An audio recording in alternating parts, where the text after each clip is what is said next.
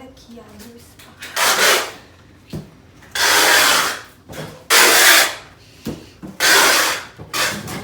Por que esse cara de...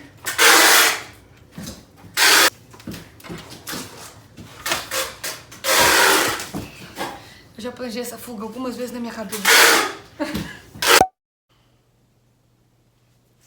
Oi, gente. Tudo bem com vocês? O vídeo de hoje vai ser uma história. Eu tô aqui tentando pensar qual é o melhor jeito de eu colocar a câmera pra ficar o menos chato possível, o menos longo possível.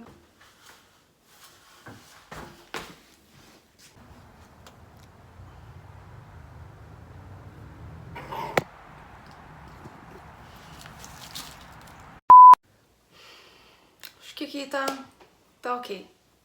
Podemos começar. Bom, gente, agora sim. Trouxe minha pipoca porque a história é boa. Vou contar a história de quando eu fugi da casa da minha host family. Eu vou começar o vídeo dizendo algumas coisas importantes que vocês têm que saber antes de eu começar a contar a história. Primeira coisa a host family é de quando eu fazia o programa de au pair, não é nenhum outro tipo de intercâmbio, tipo high school, etc, enfim.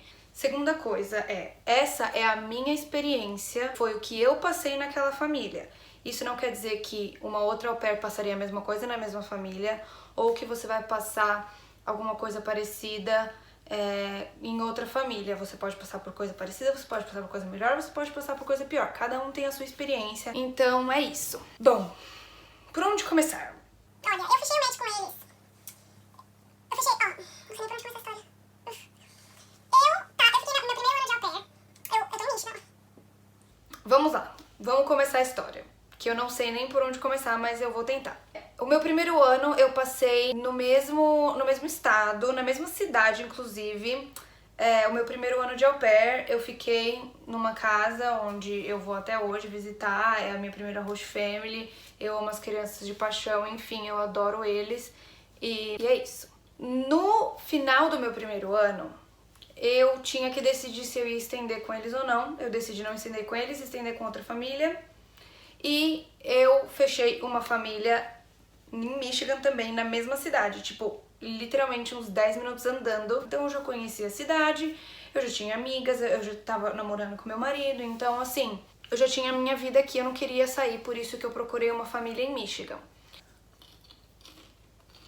Antes de fechar o match com uma família, você conversa com a família antes, você faz Skype, você faz perguntas, tenta entender como eles são, e pra ver se você acha que vai ser ter uma conexão ali boa pra você ir morar com eles, porque querendo ou não, por mais que eles sejam seus chefes, você vai morar com eles também. Então, tipo, você tem que entender se vai ter aquela conexão da hora ou não.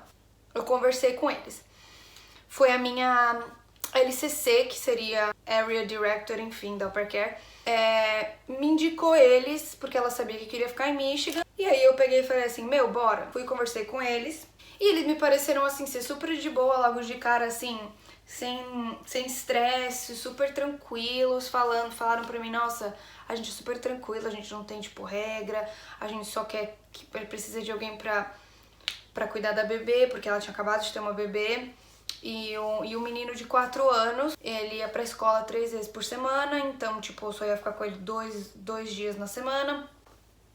E que eles queriam aquela interação de, tipo, eles terem uma pessoa que é próxima, que tá ali cuidando só deles. Eles queriam que as crianças tivessem aquela relação de amor com a cuidadora. E é isso, eles eram novos no programa de au pair, então eles, assim, na prática, eles não sabiam como é que era ter uma au pair. O que eu acho que também foi uma das coisas que atrapalhou, eu já sendo meu segundo ano e eles nunca terem tido uma au pair, eu acho que foi uma das coisas que, depois que virou tudo uma bola de neve, deve ter sido um dos fatores que fez tudo ir pra bosta mesmo. Enfim, eu conversei com eles por Skype, por mensagem, antes de conhecer eles pessoalmente. A gente, tipo, conversou, tentou se conhecer, eles pareciam ser legais, eu vi fotos das crianças, ela me mandou várias fotos, mensagens, falou que tinha gostado de mim e E eu tava tipo assim, eu já tava com o pé atrás, porque eu já tava meio assim com o programa. Também aqui deixar um grande parênteses, que o programa de au pair não é pra todo mundo. Não é só porque você gosta de criança que você vai dar certo no programa. Eu sei que, assim, hoje vendo mais de longe, eu vejo que o programa era zero feito pra mim. Então, tipo assim, eu já tinha muitos problemas com o programa em si. E eu acho que isso também foi um dos fatores que atrapalhou a minha relação e o que aconteceu no meu tempo que eu tava com essa segunda família. Quando o programa não é pra uma pessoa, você vai sofrer as consequências do programa não ser feito pra você. Enfim, aí eu fui conhecer eles pessoalmente e conheci as crianças. O menininho de 4 anos veio, me abraçou, me fez um monte de perguntas, tipo, ai, você gosta de Ghostbusters? A bebê tava dormindo, mas ela tinha, tipo, ela era muito novinha, tinha acabado de nascer, sei lá, 1 mês e meio, 2 meses ela tinha. Nesse dia, pessoalmente, eu levei algumas perguntas que eu já tinha mandado pra ela por mensagem. Ela falou assim, vem cá e a gente te responde as perguntas, enfim. E eu fui. Eu perguntei coisas do tipo, qual era o meu schedule, ou seja, quais eram as horas que eu iria trabalhar, o schedule era fixo, eu ia trabalhar de final de semana, eu ia ter um carro que eu pudesse usar, e eu poderia sair com as crianças, você ia me dar liberdade pra fazer coisas com as crianças, atividades com as crianças fora de casa, dentro de casa, como é que funciona o esquema, eles têm alguma rotina, algum dos pais trabalha em casa, porque, querendo ou não, isso atrapalha, assim. Era basicamente essas coisas, assim, que eu queria saber. O schedule, o carro, eu poderia ter liberdade com as crianças pra sair com eles. Tinha muitas outras coisas que eu tava interessada, mas esses eram os meus pontos principais. Eu já sabia que o quarto, que seria o meu quarto, era no basement, então era um quarto enorme, eles já tinham me mostrado fotos. Era um quarto enorme, tinha um banheiro bem do lado, afastado de todo mundo, então, tipo, eu já sabia que essa parte tava boa, porque também é uma coisa muito importante. Você tem que ter o seu espaço sozinha pra você poder ir descansar. Quando a gente tava conversando, eles falaram tudo que eu queria ouvir. Primeiro, o carro. Pra quem não viu meu outro vídeo, vai lá ver. Eles falaram pra mim que ia ter carro, que eu nunca ia ter nenhum problema pra sair, que tinha um carro só pra mim, porque eles tinham um monte de carro em casa. E era mentira, não tinha carro nenhum pra mim, eles quase nunca deixavam eu usar o carro. Eu acho que foi o que mais me irritou. De todas as mentiras, essa foi a pior de todas pra mim, porque eu queria ir na academia, enfim, eu queria fazer minhas coisas, eu não tinha como me locomover, então eu acabei ficando trancada lá muito mais do que eu gostaria e não tive a liberdade, muito menos de sair com as crianças, que era uma coisa que eu tinha conversado também. Tipo, eu vou ter o carro, eu vou poder levar as crianças em, tipo, biblioteca, nos parques, zoológico. Levei as crianças no zoológico uma vez, só porque todas as outras vezes eu não tive disponibilidade de usar o carro. Com as crianças, então, tipo assim, eu tinha que ir com as crianças onde dava pra andar, que era um parque a 15 minutos, só que eu tinha que ficar andando, assim, barranco acima com o carrinho, com um menino de 4 anos e uma bebê. Então eu só podia ir fazer coisa que eu pudesse andar. Então se chovia, vai ficar presa em casa, o que ok. Se a mãe não estivesse em casa o dia inteiro. Foi um dos outros pontos que eles mentiram pra mim. E ela ficava em casa o dia inteiro. Isso atrapalhava muito, assim, pra mim. Tem gente que não se importa, mas eu não gostava. Primeiro, eu me sentia vigiada. Eu achava que ela tava, tipo assim, olhando em volta pra ver o que eu tava fazendo, que eu tava já assumindo que eu tava fazendo alguma coisa de errado. Às vezes ela não tava, só tava andando porque é a casa dela. Mas na minha cabeça, e a minha cabeça é assim, e eu não vou conseguir mudar a minha cabeça. O menino, quando ele tava lá, e a mãe tava lá, ele cagava pra mim, tipo, não queria saber de ficar comigo, aí ficava fazendo birra, assim. Gente, ai, que criança. Pode me falar nos comentários que eu tô atacando criança, mas ele é a criança mais chata que eu já conheci na minha vida inteira.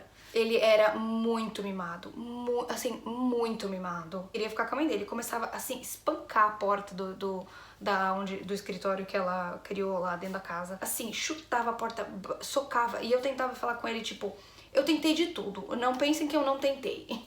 Nada interessava ele. E ele era uma criança muito violenta, porque ele assistia todos aqueles filmes de super-herói, então ele ficava, tipo assim, batendo, socando, tudo era pá, vou destruir você.